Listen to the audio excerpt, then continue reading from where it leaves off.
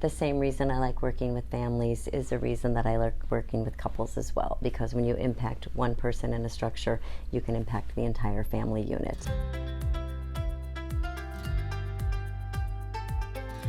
So my approach to couples counseling is holistic. I utilize an emotion-focused approach, but also some skills training while we work to get to the root of the struggles. Couples work can be harder than individuals because there are more emotions to attend to in the session, and conflict usually arises as well. However, it's really rewarding. Hi, I'm Emily Gibson. I'm a clinician in the Chicagoland area. I really do enjoy working with couples.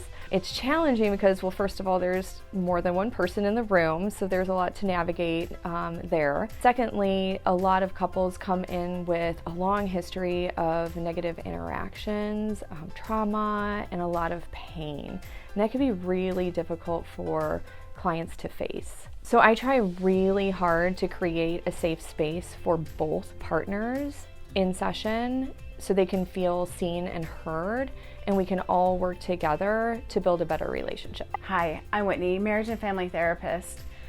Working with couples can be challenging. There's two people, two different perspectives, two different realities to balance. However, the work is very rewarding. Not only do you have a couple that are coming in that want help and want change, and you get to help them see change and growth within that relationship, but then that relationship typically impacts others. It's a systemic growth, which becomes an even more rewarding and added experience.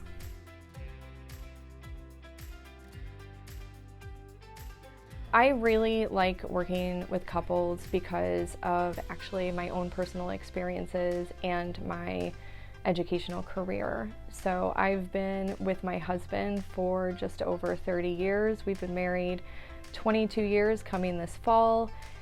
We've grown up together. We were high school sweethearts, but because we've been together for so long, we have faced a lot of challenges and really hard times. So it's really important for me to take that experience and help other people, help other couples learn from those hurts. I chose marriage and family therapy as my focus because our relationships and the systems in which we grow up in are the most impactful.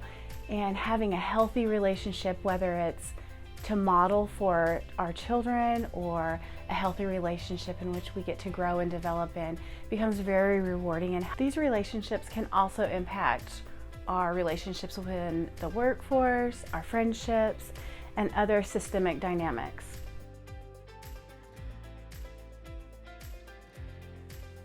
When couples learn to communicate better, to engage more openly and effectively, not only does it impact their relationship, but it affects their growth individually. And then that growth can spill over into family and other relationships in their lives. So again, like family counseling, couples counseling is really rewarding because of the gains that so many people get from it. It's probably no surprise that a common issue that couples come to me or family systems come to me with is communication. Communication is key in all aspects of our relationships: intimacy, finance, expectations, parenting. It influences across the board. However, emotional connection is probably equally, if not more, impactful. Most often, it actually becomes about more complex issues, such as emotional disconnect, betrayals, and also childhood trauma.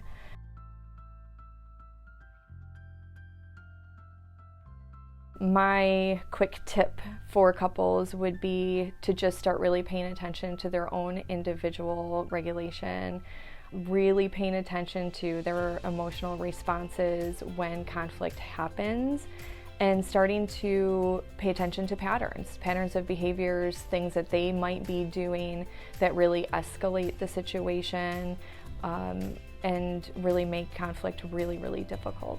You've all heard of a timeout for children. It's a great way for them to take a breather, get their actions all in order and their behaviors under control. It's also a great resource for adults and in relationships. If you get stuck in a conflict loop, call a timeout. I often tell my clients, pick a word that's like an inside joke, like milkshakes. And when you're in a conflict and things are not making progress or you feel stuck in a loop, call a milkshake. That lets you know, hey, let's take a breather. And whenever we feel responsible with our emotions and our words, let's come back together and find some resolution.